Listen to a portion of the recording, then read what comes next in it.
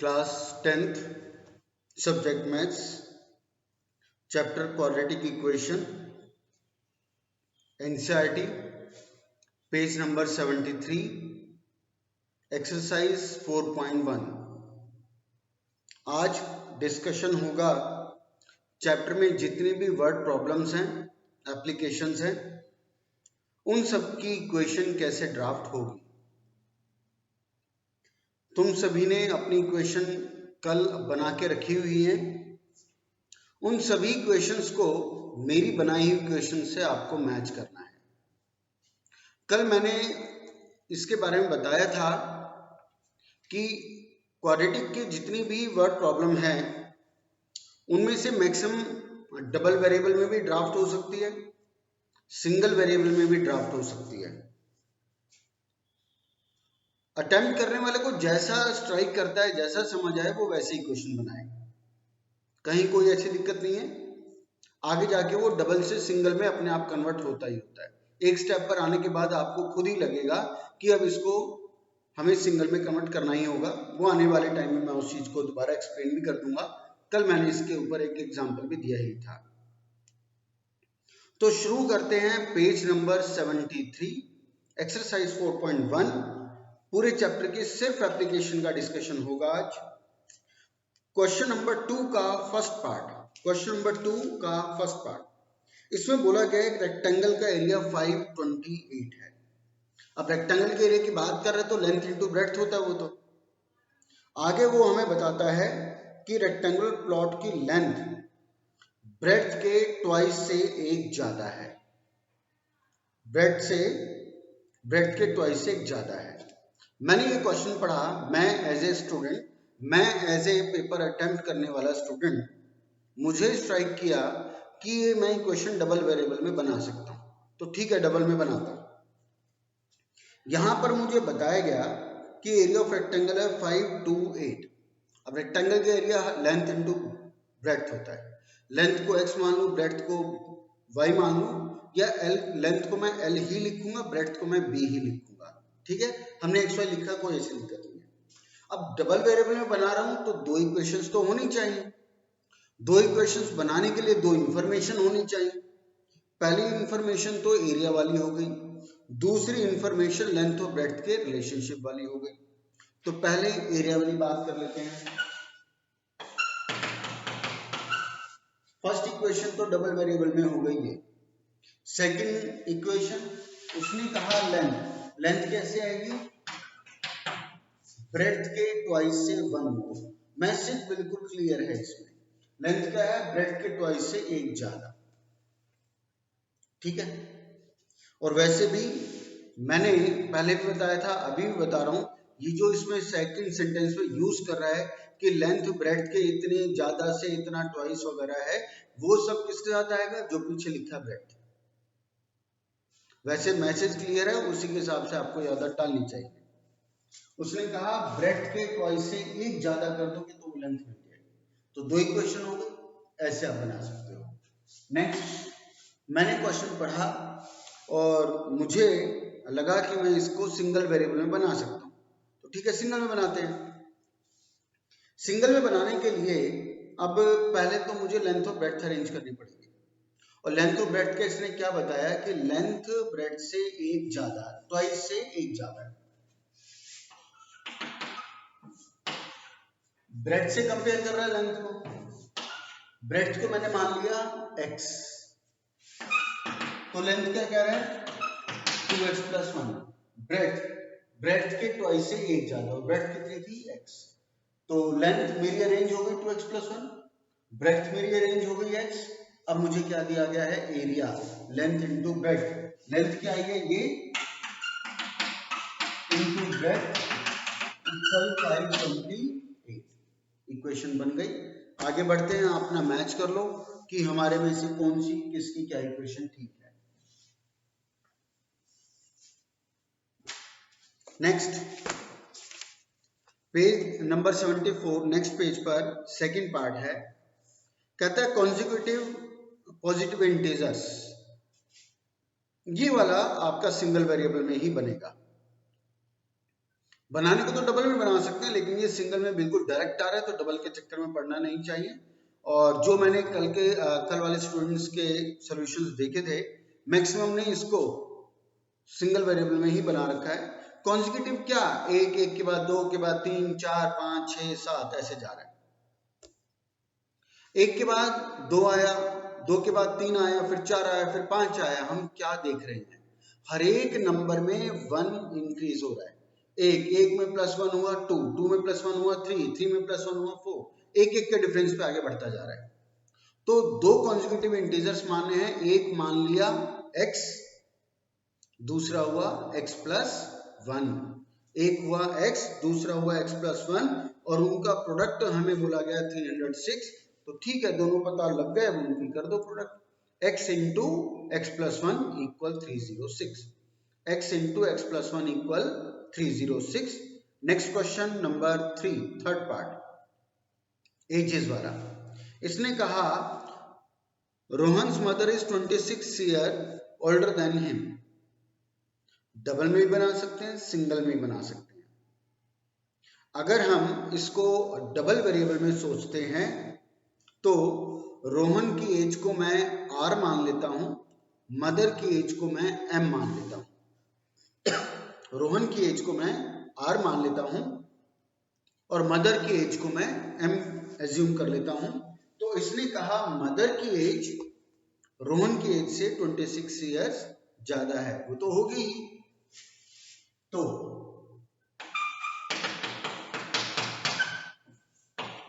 First equation हो गई, mother की एज रोहन की एज से 26 ईयर ज्यादा है, पहली इक्वेशन। नेक्स्ट में कहता है आज से 3 साल बाद, आज से 3 साल बाद, पहले इनकी 3 साल आगे लेके चलते हैं। वो मदर की एज क्या है आज m, 3 साल बाद क्या होगी m+3, 3 साल बढ़ जाएंगे, रोहन के भी 3 साल बढ़ जाएंगे। 3 साल बाद मदर की एज ये होगी, रोहन की 3 साल बाद ये एज हो जाएगी। कहते हैं इनका प्रोडक्ट इक्वल 360। ठीक है, डबल में ऐसे बना सकते हो। अब मुझे ऐसा लगा कि मैं इसको सिंगल वेरिएबल में बना सकता हूं, तो ठीक है, सिंगल में बना लो। मदर की एज रोहन की एज से 26 साल ज्यादा है, रोहन की एज मान लो x, तो मदर की क्या हो जाएगी x+26, उससे 26 साल ज्यादा। अब उन्होंने कहा 3 साल बाद, रोहन आज कितने का है x का, तो तुम 3 साल बाद कितने हो जाओगे x+3 के हो जाओगे। मदर आज कितने की है x+26 की, 3 साल उनकी भी एज आगे जाएगी। आज एज जितनी है 3 साल और आगे चलेगी, इज इक्वल टू कितना है 360, this into this equal 360। Fourth part,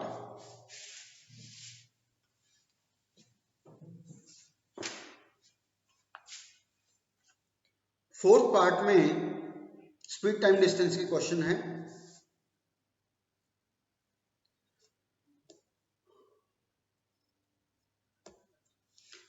lines sorry उसमें लीनियर इक्वेशन में मैंने तुम्हें दिखाया था, बताया था कि ज्यादातर इक्वेशंस कुछ एक स्पेसिफिक क्वेश्चन को वहां पे छोड़ दिया जाए, जैसे वो था ए एंड बी आर इतने kilometre apart from each other, उस क्वेश्चन को हटा दिया जाए तो मोस्टली क्वेश्चन में हमारी इक्वेशन टाइम के रेस्पेक्ट में बन गई थी। तुमने देखा भी था, मैक्सिमम टाइम के रेस्पेक्ट में ही बनी थी। लेकिन अगर वो क्वाड्रेटिक इक्वेशन का क्वेश्चन होगा तो ज्यादातर इक्वेशन, ज्यादातर क्या लगभग सभी, वो आपकी डिस्टेंस की फॉर्म में बनेगी। क्वाड्रेटिक में डिस्टेंस की फॉर्म में बनाना ज्यादा इजी रहता है। तो मैंने क्वेश्चन में पढ़ा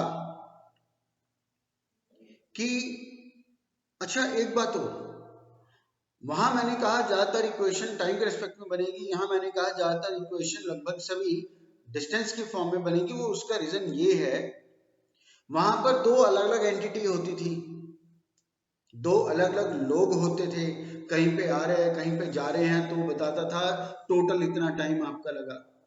एक था ट्रेन और बस वाला क्वेश्चन था या कार वाला था कि ट्रेन से इतना और कार से इतना करने पर टोटल 10 घंटे में घर पहुंचा। अप स्ट्रीम और डाउन स्ट्रीम में आना जाना मिला के टोटल 5 घंटे में पूरा हुआ। ठीक है, यहां पर वो चीज नहीं है, उस टाइप से यहां पर नहीं है। तो मैंने ये क्वेश्चन पढ़ा और मुझे ऐसा लगा कि मैं इसको डबल वेरिएबल में बना सकता हूं, मैं इसको डबल वेरिएबल में बना सकता हूं। तो उस केस में क्या होगा, मैंने स्पीड को मान लिया x और टाइम को मान लिया y, ओरिजिनल स्पीड को मान लिया x और ओरिजिनल टाइम टेकन को मैंने एज्यूम कर लिया y। डिस्टेंस क्या होता है, स्पीड इनटू टाइम। डिस्टेंस क्या होता है, स्पीड इनटू टाइम, क्योंकि यहाँ स्पीड और टाइम में वेरिएशन दिया हुआ है। लीनियर में स्पीड और टाइम में वेरिएशन नहीं होता था, स्पीड आपकी वही की वही रहती थी। ठीक है ना। तो यहां पर स्पीड को मैंने डिस्टेंस होता है स्पीड इनटू टाइम, स्पीड को ओरिजिनल स्पीड मैंने मान ली x और ओरिजिनल टाइम टेकन मैंने मान लिया y।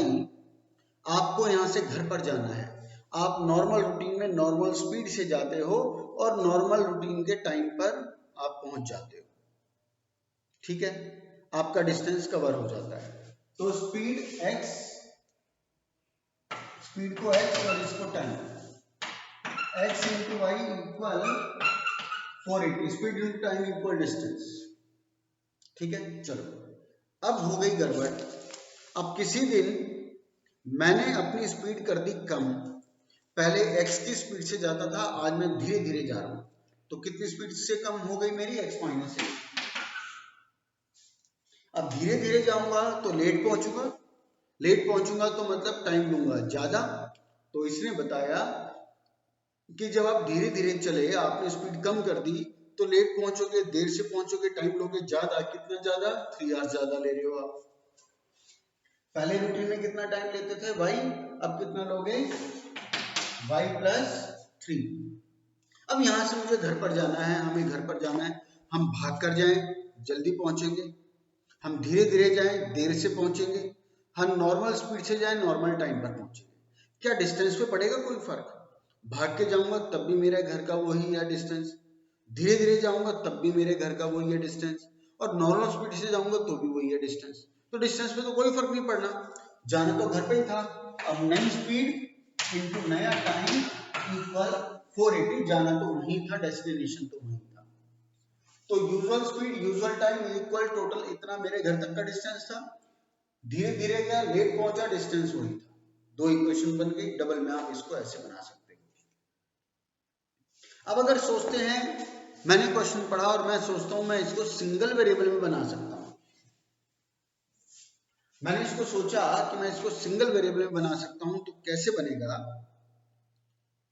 उस केस में या तो मैं स्पीड को x मान लूं या टाइम को x मान लूं, मेरी मर्जी है, करने वाले की मर्जी है। मेरी आदत पड़ी हुई है, मैं इसमें स्पीड को ही x मानता हूं, मैं इसमें स्पीड को ही x एज्यूम करता हूं। चलो स्पीड एज्यूम कर लिया x, डिस्टेंस मुझे दिया हुआ है, distance is equal to speed into time. Distance मुझे दिया हुआ है और स्पीड मैंने x मान लिया है, स्पीड मैंने x एज्यूम कर लिया है। तो टाइम क्या हुआ, डिस्टेंस अपॉन स्पीड यानी distance upon x, distance upon x। अभी तक का टाइम टेकन आ गया कि अगर मुझे इतना घर तक का डिस्टेंस कवर करना है और इतनी स्पीड से जा रहा हूं तो मैं इतने टाइम में पहुंच जाऊंगा, ओवर। नेक्स्ट केस में अब आपने अपनी स्पीड कर दी कम, पहले कितनी थी x और अब कितनी रह गई, x माइनस 8। जाना घर पे या डिस्टेंस हो गया, डिस्टेंस अपॉन 9 स्पीड, तो इसका टाइम आ गया। अब देखो यहां आप धीरे धीरे जा रहे हो, धीरे धीरे जा रहे हो, ये आपका क्या है, distance upon time, sorry distance upon speed, time को इंडिकेट कर रहा है, डिस्टेंस अपॉन स्पीड ये भी टाइम को इंडिकेट कर रहा है। यहां तुम धीरे धीरे जा रहे हो, देर से पहुंचोगे, टाइम लिया होगा ज्यादा। यहां नॉर्मल जा रहे हो तो यहां टाइम लिया होगा उसके कंपैरेटिवली कम, है ना। यहां टाइम ले रहे हो ज्यादा और यहां टाइम कंज्यूम कर रहे हो कम। तो अब क्या इक्वेट कराऊंगा, इक्वल -3। अब यहाँ मैंने -3 लगाया क्यों? भाई हमें इसको इससे इक्वेट करना है। यहाँ पे टाइम ले रहे थे ज्यादा, यहाँ टाइम ले रहे हो कम, कम को ज्यादा से इक्वेट करवाना है, कम को ज्यादा टाइम से इक्वेट कराना तो -3 होना चाहिए। जैसे यहाँ पे तुम 5 आवर्स यूज कर रहे होंगे, यहाँ पे 8 आवर्स यूज कर रहे होंगे टोटल, यस यहाँ पे 7 आवर्स में जा रहे होंगे, और यहाँ पे आप 10 आवर्स में रीच आपकी हुई होगी, तो क्या होगा फिर -3 होगा, क्योंकि 3 घंटे आप ज्यादा ले रहे हो। यहाँ 7 आवर्स में पूरा कर रहे थे डिस्टेंस, यहाँ पे 10 आवर्स में कर रहे हो, तो इसीलिए हमने वहां पे 3 लगाया। यहाँ टाइम ज्यादा ले रहे हो, यहाँ कम ले रहे हो, तो कम को ज्यादा से इक्वेट कराना, तो जितना डिफरेंस था उसी से करवाएंगे -3, ये कर सकते हो। या वैसे भी क्वेश्चन में आपको पता ही है कि यहाँ ज्यादा टाइम ले रहे हो और यहाँ कम टाइम ले रहे हो, और वो कितना 3 आवर्स का डिफरेंस था, तो या तो उसको सीधा ऐसे कर दो 480 upon x minus 8, 480 upon x equal 3, ज्यादा माइनस कम time taken is equal to 3 hours. ठीक है, तो ओवरऑल तुमने देखा डबल में इसको समझना बनाना ज्यादा आसान था, सिंगल में थोड़ा स्टार्टिंग में दिक्कत आती है, लेकिन जैसे जैसे इसको सिंगल में अटेम्प्ट करते रहोगे, प्रैक्टिस करते रहोगे, कंसेप्ट क्लियर होती चली जाएगी, याद होता चला जाएगा। Page number 76, page number 76, question number 3 कहता है सम ऑफ, ये बोला कि दो आपके नंबर्स हैं, उनका सम 27 है, प्रोडक्ट 182 है। दो नंबर्स हैं, मैंने पढ़ा और मुझे लगा मैं इस डबल वेरिएबल में बना सकता हूं, तो मैंने एक नंबर लिया x, दूसरा लिया y, तो फर्स्ट इक्वेशन बनी x प्लस वाई इक्वल 27, दूसरी बनी x इंटू वाई इक्वल 182, ऐसे डबल वेरिएबल में। मैंने क्वेश्चन पढ़ा और मुझे लगा कि मैं सिंगल वेरिएबल में बना सकता हूं, तो कैसे बनेगी अब देखो। दो नंबर्स का सम है 27, उसमें से एक को मान लिया x, तो दूसरा कितना बचेगा 27 माइनस x। ठीक है, चलो दो नंबर्स मुझे पता लग गए, एक x और एक दूसरा 27 माइनस x। अब 182 कैसे आएगा, उसने कहा दोनों के प्रोडक्ट से आएगा, तो x into 27 minus x equal 182। ठीक है ना, सिंगल में ऐसे बना सकते हो। फोर्थ क्वेश्चन कहता है टू कॉन्जिक्यूटिव पॉजिटिव इंटीजर्स, पहले यही रोकते हैं। अभी लास्ट क्वेश्चन में, लास्ट एक्सरसाइज में भी था कॉन्जिक्यूटिव पॉजिटिव इंटीजर, एक के बाद एक, एक के बाद एक, 1 2 3 4 5 6, है ना। तो हमने मान लिया कि let the two consecutive positive integers be, एक x दूसरा x प्लस 1, एक x और दूसरा x plus 1, sum of whose squares, तो इसमें आपका हुआ एक x square plus x plus 1 whole square equal 365। उसने कहा सम ऑफ हुज स्क्वायर्स, दोनों के स्क्वायर्स का सम, इसका स्क्वायर प्लस इसका होल स्क्वायर इक्वल 365। इसमें आगे सॉल्व की अगर करेंगे बात, तो a plus b whole square आपको खोलना पड़ेगा, ओरिजिनली आपका ये बनता है। क्वेश्चन नंबर 5, क्वेश्चन नंबर 5 में एक राइट ट्राइंगल फिगर बना के अच्छा क्लियर होगा। इसने कहा altitude 7 less than the base, ये सिंगल में ही बनेगा, सिंगल में बनाओ ज्यादा इजी होगा। बेस को मान लिया x, ऑल्टीट्यूड क्या बताया गया 7 less than it's base, base से 7 का। हाइपोटेन्यूज कितनी है 13, क्या जाएगा पाइथागोरस, बिल्कुल सीधा नॉर्मल क्वेश्चन। क्वेश्चन नंबर 6 पढ़ लो, खैर पढ़ तो तुम चुके होगे, कल तुमने किया ही था। क्वेश्चन तुम्हारा पढ़ा हुआ होगा, स्टोरी याद होगा, मैं सीधा क्वेश्चन पर उतरता हूं। उसने ये कहा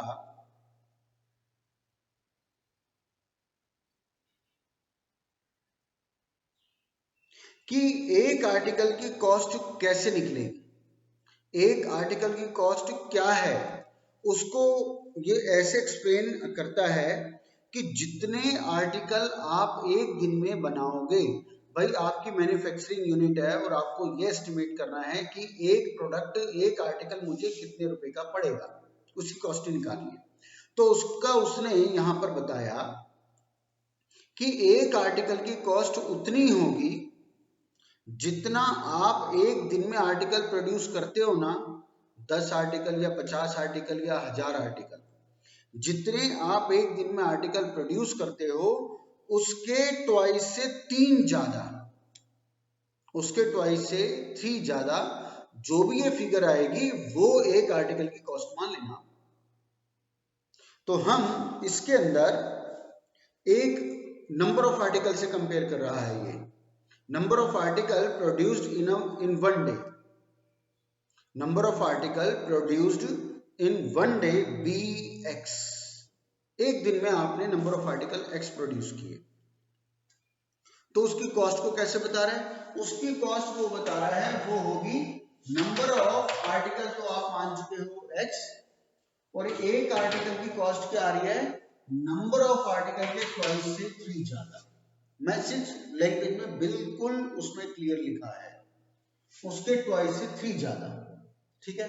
नंबर ऑफ आर्टिकल एक्स, एक आर्टिकल की कॉस्ट में पता लग गई, ये हो गया। चलो अब इसने कहा सारे आर्टिकल जो एक दिन में आपने प्रोड्यूस आज कर दिए, इस हिसाब से सभी आर्टिकल की कॉस्ट आई है 90 रुपीज, सभी आर्टिकल की कॉस्ट आई है 90 रुपीज। अब वो कैसे निकालेंगे? मान लो एक दिन में आपने 10 आर्टिकल प्रोड्यूस किए और एक आर्टिकल की कॉस्ट 2 रुपए निकली थी, तो 10 आर्टिकल पूरे दिन के कितनी कॉस्टिंग के आ गए? 20 रुपीज के आ गए। नंबर ऑफ आर्टिकल को जब आपने एक आर्टिकल की कॉस्ट से मल्टीप्लाई किया तो आपकी टोटल कॉस्ट आ गई, तो ये 90 रुपए आ गए। तो 90 रुपीज कैसे आएंगे? Total number of article x मैंने बनाए इनटू एक आर्टिकल की कॉस्ट क्या है? 2x + 3, सारे मिला के कितनी क्या आएगी? 90 रुपीज के आए। तो ये इस इक्वेशन को बनाने का तरीका था, अपना चेक कर लो सही है या गलत है। स्कूलिंग पॉइंट ऑफ व्यू से क्वेश्चन इंपॉर्टेंट है। नेक्स्ट आगे बढ़ते हैं।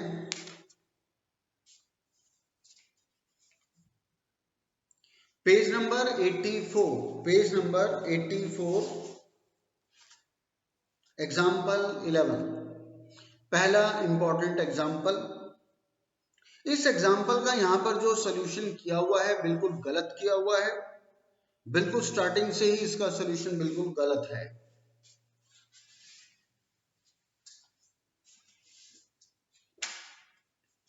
अब जो इसमें मैं तुम्हें कंसेप्ट डिस्कस कर रहा हूं उसे याद करने से ज्यादा समझने से ज्यादा, क्योंकि समझने का तो कुछ है ही नहीं, समझने का कुछ नहीं है, उसको याद करने से ज्यादा रटना होगा। इसने कॉन्जिक्यूटिव ऑड इंटीजर्स कहा है। देखो 3 टाइप के इसमें क्वेश्चन बनते हैं। एक तो जो भी हमने 2 एक्सरसाइज में 2 क्वेश्चन किए कॉन्जिक्यूटिव पॉजिटिव इंटीजर, जिसको हमने कहा 1 2 3 4 5 x + 1 x + 2 x + 3 ऐसे। यहां पे क्या है? दूसरी टाइप ये हमारे सामने है कॉन्जिक्यूटिव ऑड इंटीजर्स। तीसरी टाइप आती है consecutive even integers, odd integers और इवन इंटीजर्स। ये 2 टाइप इस टाइप के क्वेश्चन में इंपॉर्टेंट माने जाते हैं और एग्जाम में ये क्वेश्चन आते भी रहते हैं। तो पहले समझ लो, उसके बाद रटने का काम शुरू होगा। पहली बात तो ये x को ना तो इवन डिफाइन किया जा सकता है ना ऑड डिफाइन किया जा सकता। x को ना तो इवन मान सकते हैं ना ऑड मान सकते हैं। भाई अगर आपसे बोला जाएगा कोई इवन नंबर बोलो तो आप क्या बोलोगे? 2। आपको बोला जाएगा कि कोई ऑड नंबर बताओ तो आप 2 ही थोड़ा ना बोलोगे, 3 ही बोलोगे, डिफरेंट बोलोगे ना। ऐसे ही अगर हम ये कहें जैसे इस एनसीईआरटी ने किया कि इसने एक और पॉजिटिव इंटीजर मान लिया x, और यही क्वेश्चन अगर होता कि इवन इंटीजर तो भी ये मानता है x, एक ही नंबर को आप x भी आप इवन भी बता रहे हो, उसी को आप ऑड भी कर रहे हो एज्यूम। जब हमने इवन के लिए बोला 2, ऑड के लिए तो 2 नहीं बोला ना, वो अलग है। तो इसीलिए x को या y को किसी भी एक वेरिएबल को इवन या ऑड से डिफाइन नहीं किया जा सकता, इस बात को रट लो। अब तो फिर हम माने क्या, एनसीईआरटी में इसकी एडिटिंग भी कर लो अभी साथ साथ, मेरे साथ साथ एनसीईआरटी में पहले इस एग्जाम्पल की एडिटिंग करो, उसके बाद अपने रजिस्टर में ठीक करना।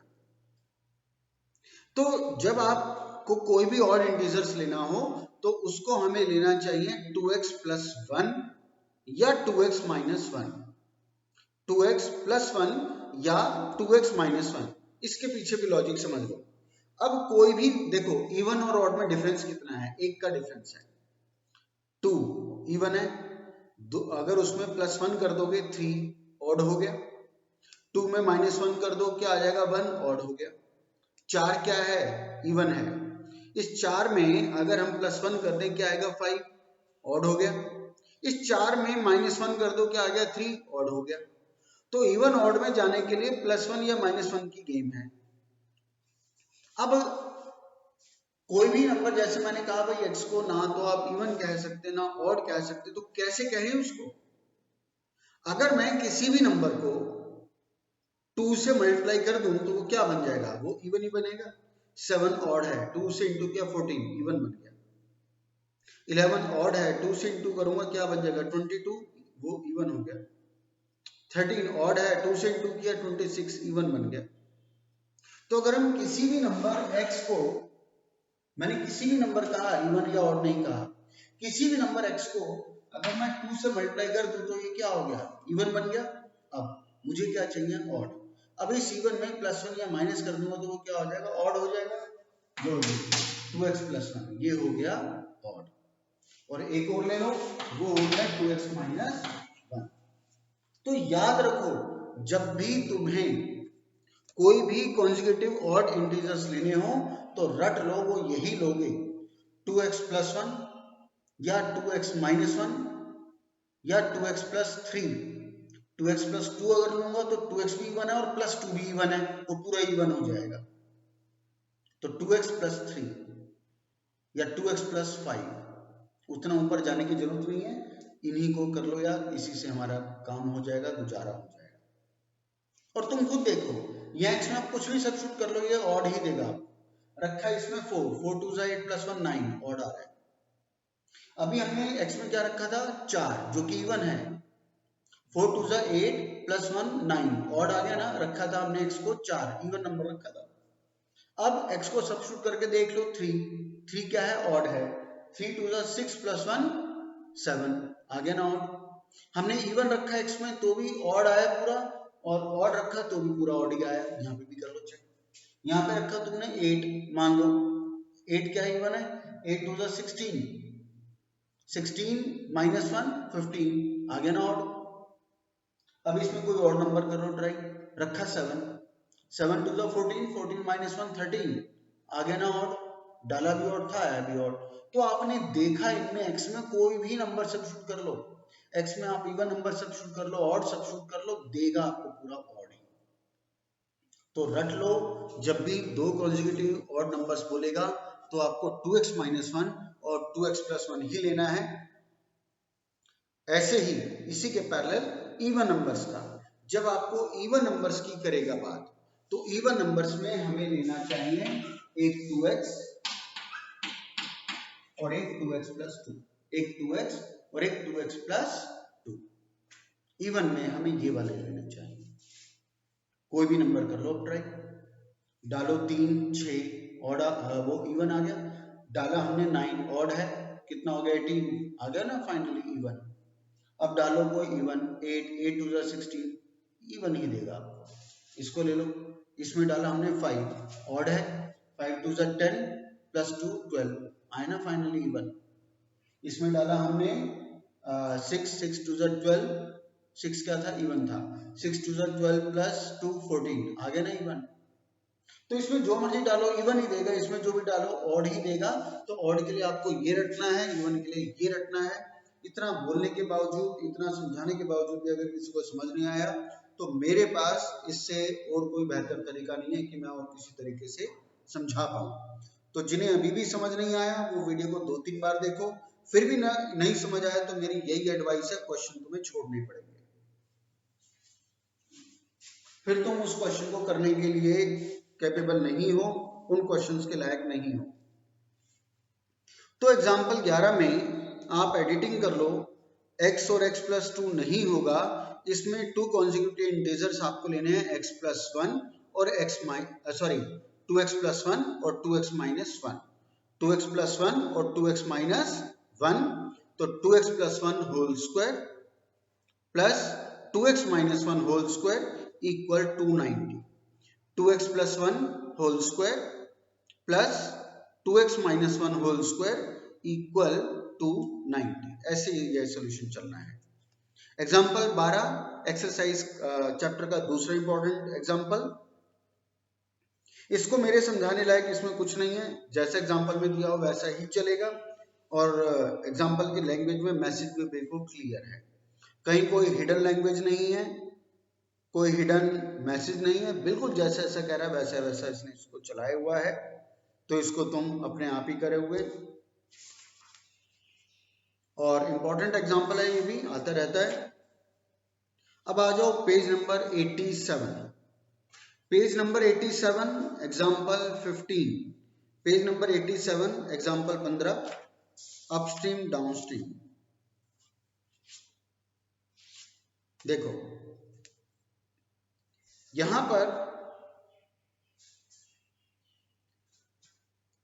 अपस्ट्रीम का मतलब 8th क्लास में इसके ऊपर भी तुम क्वेश्चन करके आए हो, अपस्ट्रीम का मतलब है किसी के अगेंस्ट जाना। हम सबको साइकिल तो चलानी आती है, हवा अगर आगे की आएगी, साइकिल अगर आप ये वाली डायरेक्शन में जा रहे हो तो क्या होगा, हवा साइकिल को पीछे धक्का मारेगी, आपकी जो अपनी नॉर्मल साइकिल की स्पीड रही होगी वो उससे कम हो जाएगी। पानी में बोट है, पानी की वेव्स ये वाली डायरेक्शन में आ रही है, बोट आपकी ऐसे डायरेक्शन में जा रही है, तो क्या होगा, पानी की वेव्स इसको पीछे की तरफ धक्का मारेगी, जो बोट की अपनी स्पीड है वो पहले से कम हो जाएगी, ये है अपस्ट्रीम। तो अपस्ट्रीम में क्या हुआ, स्पीड घटती है, स्पीड कम हो जाती है।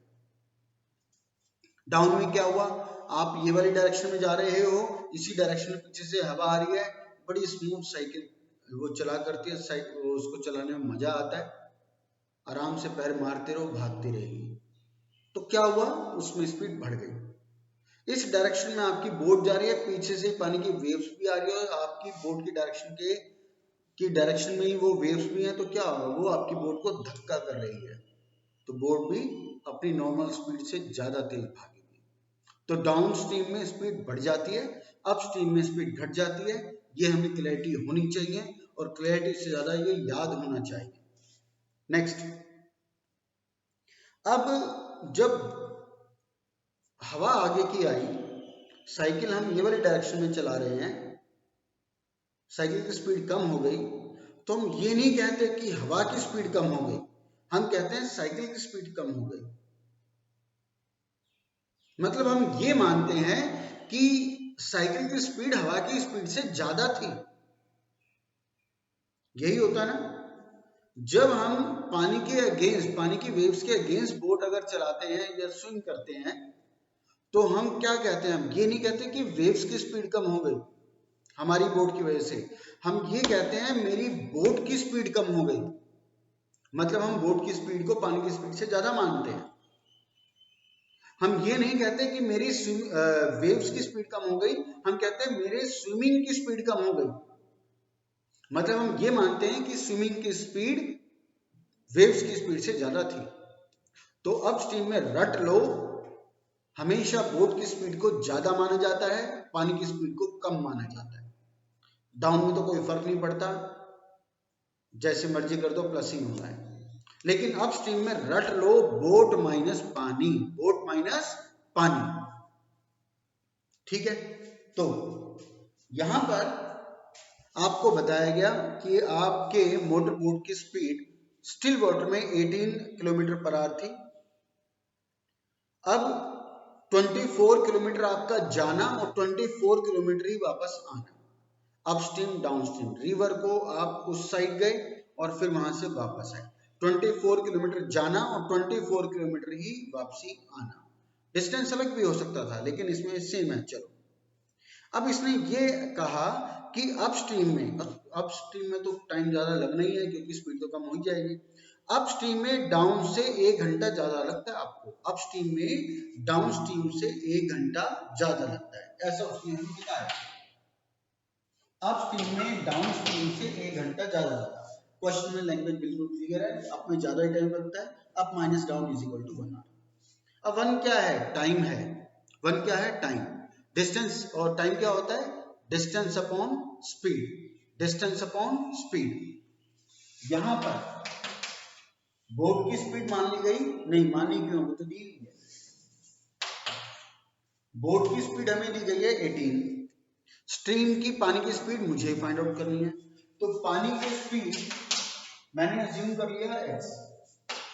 पानी की स्पीड मैंने अज्यूम कर लिया वाटर की x। अपस्ट्रीम में क्या होगा? स्पीड कम हो जाएगी। कम हो जाएगी तो क्या होगा? हमें रखना है बोट माइनस पानी, स्विमर माइनस पानी। तो अपने तो हो जाएगा बोट माइनस पानी 18 माइनस एक्स, और डाउन में क्या हो जाएगा? 18 प्लस एक्स। पीछे से धक्का लगेगा आपको। तो चलो, अप का टाइम टेकन माइनस डाउन का time taken is equal to 1 घंटा ज्यादा ले लो। और टाइम क्या होता है? Distance upon speed. डिस्टेंस की टाइम किस वक्त बनेगी? Distance upon speed. अप का डिस्टेंस कितना है? कितना था? 24। डिस्टेंस अपॉन स्पीड, डिस्टेंस आपका ये 24, स्पीड क्या है? 24 ये 18 माइनस एक्स। सॉरी, दोबारा गलती हो गई। हाँ ठीक है, 18 माइनस एक्स माइनस डाउन का टाइम, डाउन का स्पीड कितना है? सॉरी, डिस्टेंस कितना है? ये 24 अपॉन स्पीड कितना है? 18 plus is equal to 1 hour. Up का time taken distance upon speed minus down का time taken distance upon speed equal 1 hour. Distance 24 था, अपनी स्पीड 18 माइनस एक्स, डाउन में 18 प्लस एक्स। ये आपकी ऐसे इक्वेशन बनती है। इंपॉर्टेंट है, अपस्ट्रीम डाउनस्ट्रीम के इंपॉर्टेंट ही होते हैं। अब आ जाओ page number 88। Page number 88, question number 5।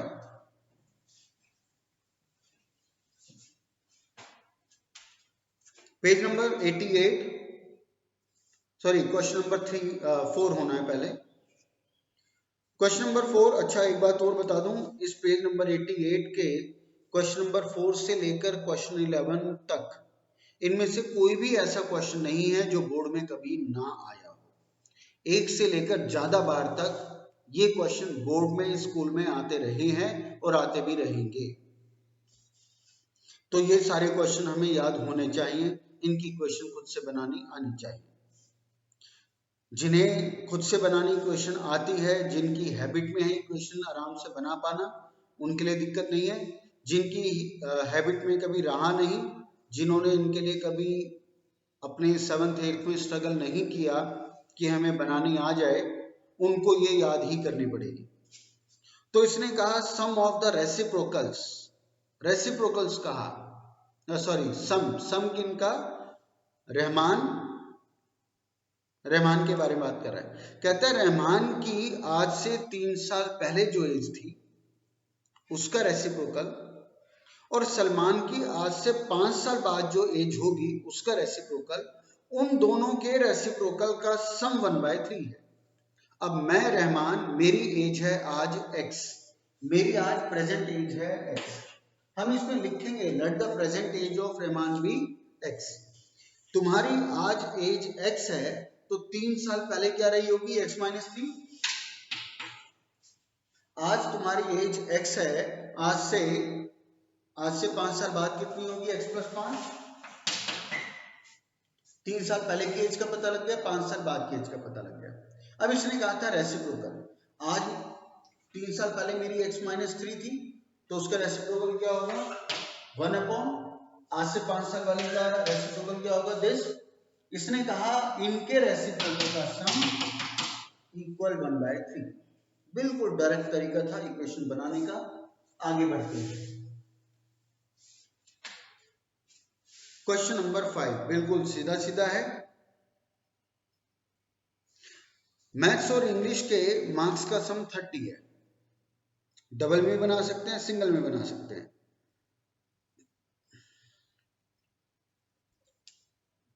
मेरे मैथ्स के मार्क्स m है और हमारे इंग्लिश के मार्क्स e है। दोनों मिला के कितने आए? 30।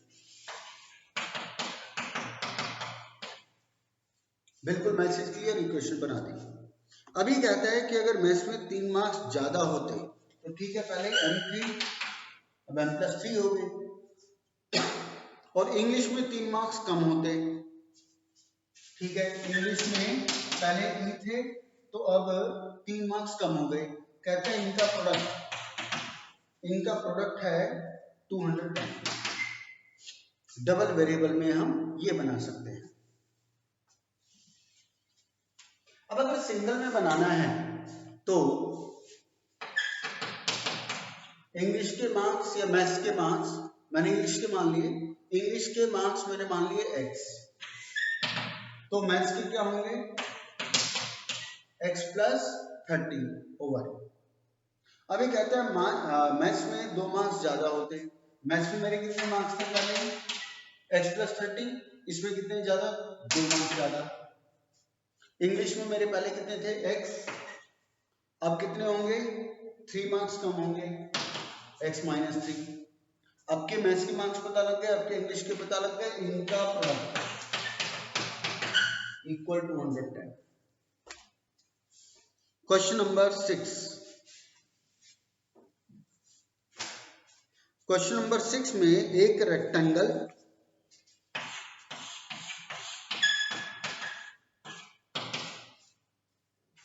इस रेक्टेंगल में डायगोनल की बात कर रहे हैं। इसमें बोला गया है कि जो डायगोनल है वो शॉर्टर साइड से 60 ज्यादा है। अब शॉर्टर ये ब्रेड थी बोलेंगे, यही होगी। अब डायगोनल कितना होगा? शॉर्टर साइड से 60 ज्यादा, x+60 ओवर। और इसने फिर आगे मैसेज दिया कि लॉन्गर साइड ये वाली बची, ये शॉर्टर से 30 ज्यादा है। चलो जी, डेटा कंप्लीट हो गया। अब क्या करूं? अब याद आना चाहिए कि ये रेक्टेंगल है। रेक्टेंगल है तो इसका बीच एंगल 90 डिग्री होगा, राइट? ये राइट एंगल हो गया। राइट एंगल हो गया तो स्ट्राइक करना चाहिए ABC राइट ट्रायंगल है। राइट ट्रायंगल है तो पिक्चर बिल्कुल क्लियर हो गई, पाइथागोरस लग जाएगी, आपकी साइड्स डायमेंशंस आ गई। पाइथागोरस लगा करके आप आगे बढ़ोगे। Question number 7।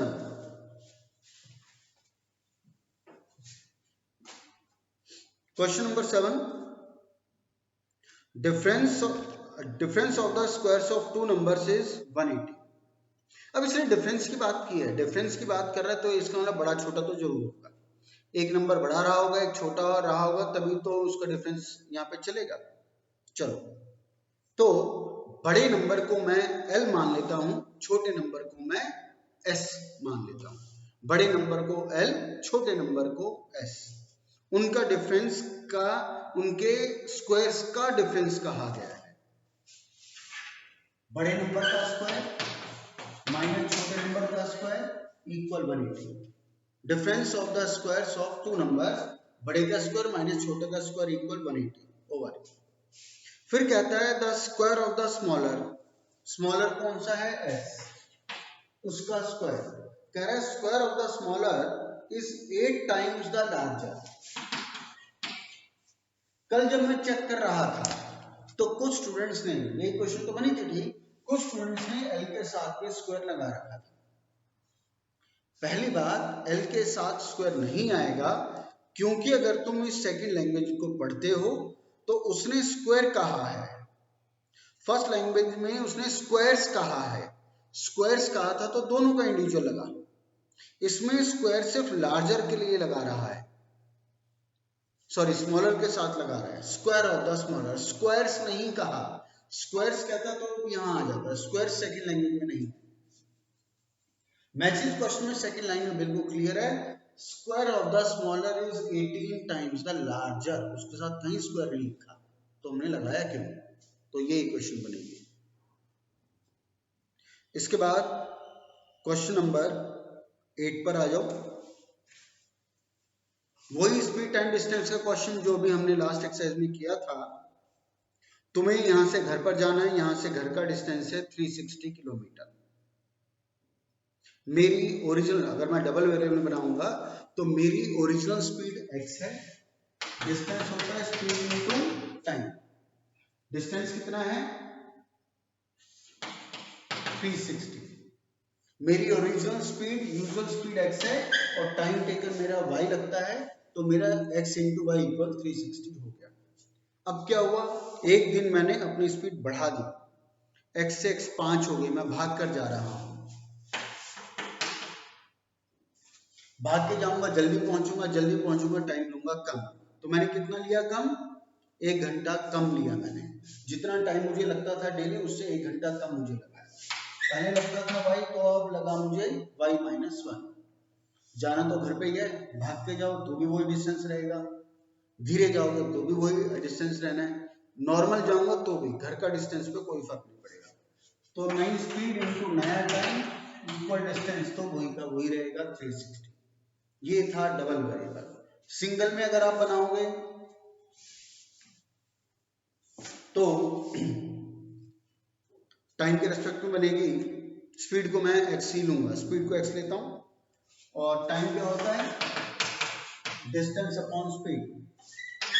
पहला केस डिस्टेंस ये, स्पीड मेरी x। दूसरा केस डिस्टेंस ये और स्पीड मेरी x प्लस 5, स्पीड बढ़ा दी। अब देखो यहां पर मैं भाग कर जा रहा हूं, स्पीड बढ़ा दी, भाग के जा रहा हूं तो टाइम लूंगा, मैं पहुंचूंगा जल्दी, तो मतलब टाइम ले रहा हूं कम। यहां टाइम ले रहा हूं कम, और यहाँ टाइम लगा होगा मुझे ज्यादा। यहाँ ज्यादा टाइम ले रहा हूँ और यहाँ पर कम टाइम ले रहा हूँ, बीच में इसी को साइड। ज्यादा टाइम को कम से अगर इक्वेट कराना तो जितना कम है उतना प्लस होना चाहिए। कितना प्लस होगा, +2 आवर्स।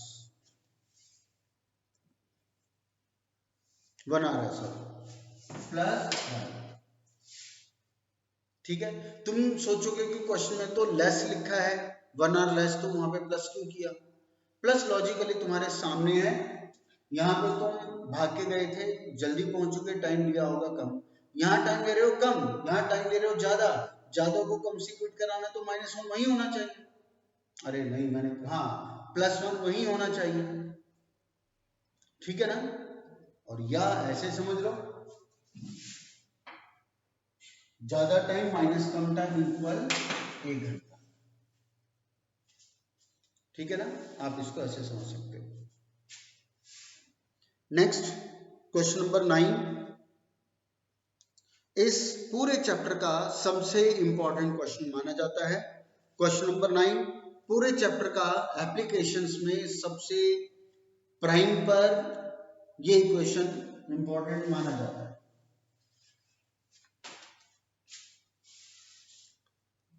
दो टैप्स हैं, एक साथ उनको चलाया तो वो टैंक को इतने आवर्स में भर देंगे, 72/8 आवर्स बनेगा, तो 72/8 आवर्स में उसको पूरा भर देंगे।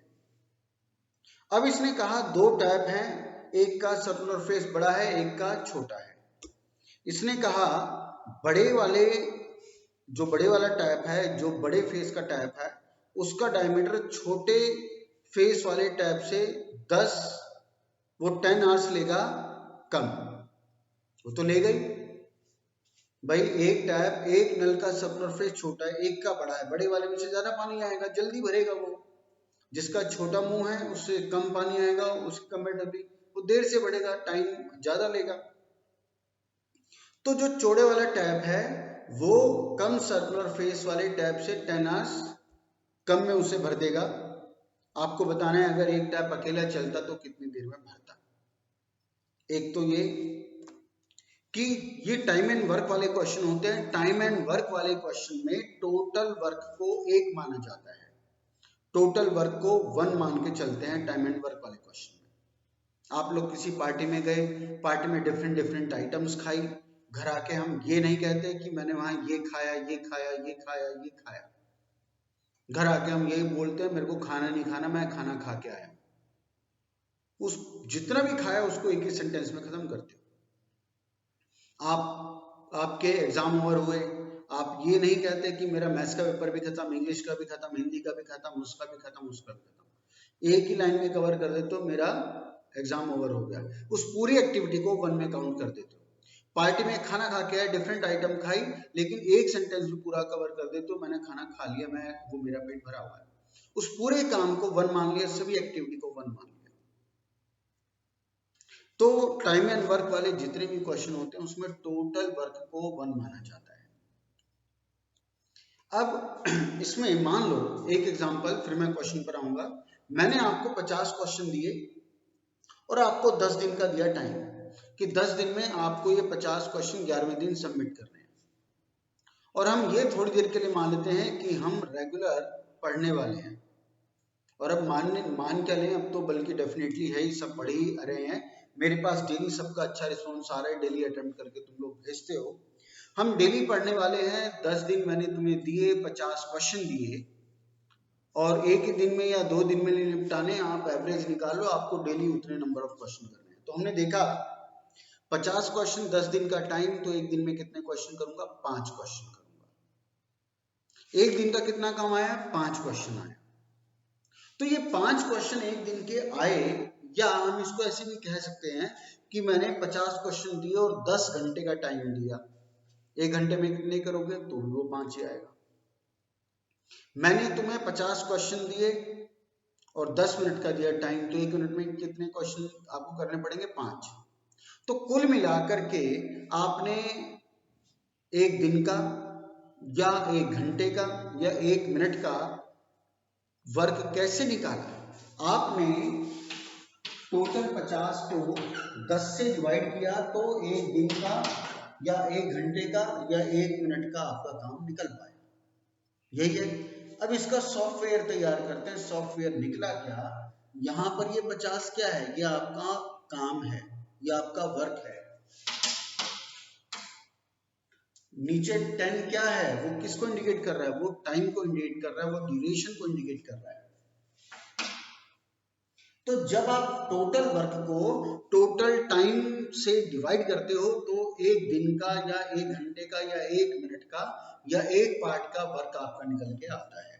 ये इसका सॉफ्टवेयर बन गया। और अभी जैसे मैंने बताया कि टाइम एंड वर्क वाले में टोटल वर्क को 1 माना जाता है, तो 1।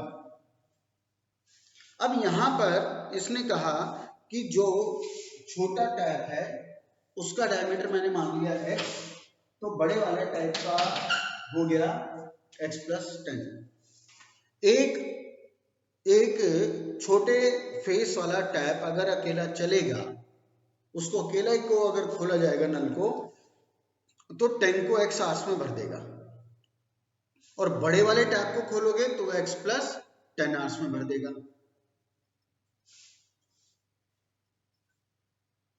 मैंने इसमें एक्चुअल में छोटे टैप का टाइम टेकन x माना है। अरे यार ये क्या कर दिया, x - 10 होगा। चलो, तो छोटा टैप अगर x आवर्स ले रहा है, तो बड़े को तो 10 घंटे लगेंगे, कम जल्दी भर देगा, तो उसका टाइम हो गया taken x - 10।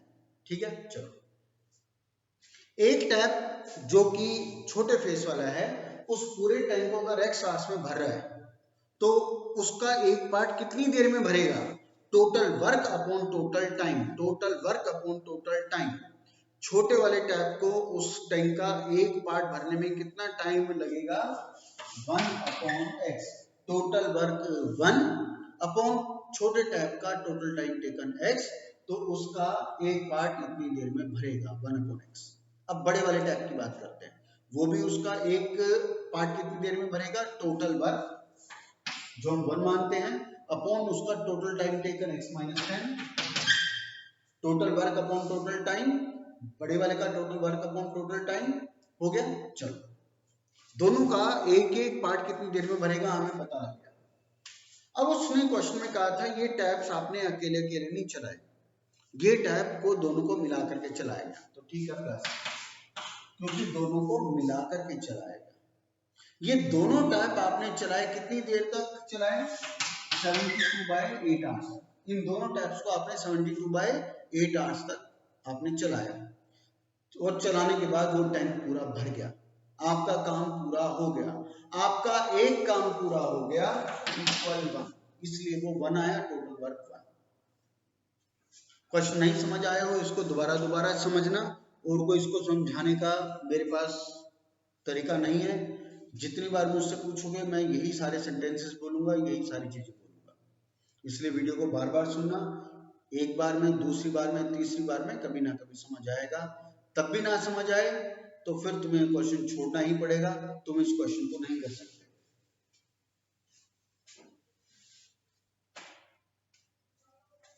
Question number 10। Question number 10 तुम पढ़ चुके होगे, वही स्पीड टाइम डिस्टेंस वाला क्वेश्चन जो हमने लास्ट एक्सरसाइज में भी किया, जिसमें डिस्टेंस 480 था। आज की एक्सरसाइज में भी किया क्वेश्चन नंबर 8, जिसमें डिस्टेंस 360 था। क्वेश्चन नंबर 10 भी वही है, बस कहानी अलग कर दी गई। पैसेंजर ट्रेन और एक्सप्रेस ट्रेन का इसने नाम अड़ा दिया। भाई पैसेंजर मतलब स्लो जा रही है वो x की स्पीड से, और एक्सप्रेस है तो फास्ट जाएगी, उसकी स्पीड कितनी हो जाएगी, x+11 हो जाएगी, उसकी स्पीड x+11 हो जाएगी। वो पैसेंजर ट्रेन से जाओगे धीरे धीरे चलेगी, टाइम लेगी ज्यादा। एक्सप्रेस से जाओगे वो लेगी टाइम कम, वो आपको जल्दी पहुंचा देगी। जाना सबको आपके घर तक है, डिस्टेंस पे कोई फर्क नहीं पड़ेगा। तो वही इक्वेशन बनेगी जैसे पहले बनती आई है, xy = 132, xy = 132, 132 यहाँ पे डिस्टेंस है। Second x+11 into y-1। मैंने जो अपना यहाँ पर डेटा माना है वो मैंने स्लो ट्रेन का माना है। स्लो ट्रेन का टाइम टेकन, स्लो ट्रेन की स्पीड है x, स्लो ट्रेन का टाइम टेकन है y। स्लो ट्रेन का स्पीड है x, स्लो ट्रेन का टाइम टेकन है y। जाना मुझसे यहाँ से आपके घर पर है, स्पीड इनटू टाइम इक्वल 132। अब एक्सप्रेस ट्रेन की बात करते हैं। एक्सप्रेस ट्रेन की तो स्पीड ज्यादा है, कितनी है, पैसेंजर से 11 ज्यादा है। पैसेंजर x थी तो इसकी होगी x+11। एक्सप्रेस है, भाग के जा रही है, जल्दी पहुंचेगी, टाइम लेगी कम। किससे कम, पैसेंजर से इतने घंटे लेगी कम। पैसेंजर कितना टाइम लेती थी भाई, तो एक्सप्रेस को कितना लगेगा, 1 घंटा कम, वो 1 घंटा जल्दी पहुंचा देगी। जाना उससे भी वही है, डिस्टेंस पे कोई फर्क नहीं पड़ेगा। नया स्पीड इंटू नया टाइम इक्वल 132। तो ये इसकी आप डबल में बना सकते हो, और जैसे मैं पहले 2 क्वेश्चन समझाता आया हूं वैसे इसको सिंगल में बना सकते हो। Question number 11, sum of the areas of 2 squares is this if the difference of their perimeter is this. अब स्क्वायर से मतलब वो मेंसुरेशन वाला स्क्वायर है ये, वो होल स्क्वायर वाला स्क्वायर नहीं है। अब यहाँ पे भी उनके पेरीमीटर के डिफरेंस की बात कर रहा है, तो इसका मतलब एक स्क्वायर बड़ा रहा होगा, एक स्क्वायर छोटा रहा होगा। इसका मतलब बड़े वाले स्क्वायर की साइड बड़ी रही होगी, छोटे वाले स्क्वायर की साइड छोटी रही होगी। तो बड़े वाले स्क्वायर की साइड को मैं मान लेता हूं L, और छोटे वाले स्क्वायर की साइड को मैं मान लेता हूं S। तो पहले तो उसने एरिया का सम कहा, एरिया ऑफ स्क्वायर होता है साइड स्क्वायर, तो L square plus S square equal 468 over difference of their perimeter. बड़े का पेरीमीटर माइनस छोटे का ही होना चाहिए। पेरीमीटर ऑफ स्क्वायर होता है 4a, तो ये हो गया 4L माइनस 4S इक्वल 24। फिर आप इसको आगे सॉल्व कर सकते हो। ये एक्सरसाइज भी हमारी खत्म हुई, आगे कोई खास नहीं है। पेज नंबर 89 पर एग्जाम्पल 17 बस मैं समझा देता हूँ। इसमें थोड़ा फिगर समझाने की बात है, बाकी कोई खास नहीं है। इसको एक बार फिगर से समझ लो।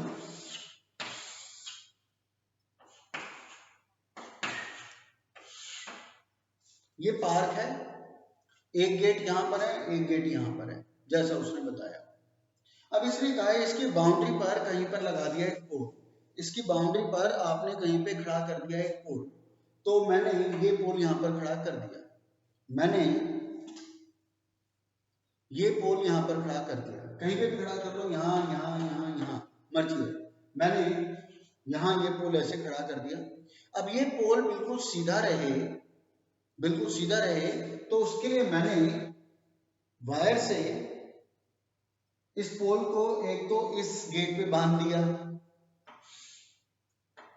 और इस पोल को यहां से बांध दिया।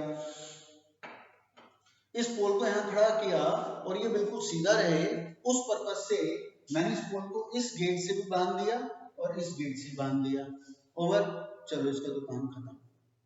अब ये क्या है, गेट आपका डायमेट्रिकली बना हुआ है, ये डायमीटर है, तो 9th में पढ़ा था डायमीटर है तो सेमी सर्कल होगा और angle in a semi circle is a right angle, angle in a semi circle is a right angle. तो एक बात की क्लैरिटी हो गई, पाइथागोरस तो तैयार है यहाँ पर, ठीक।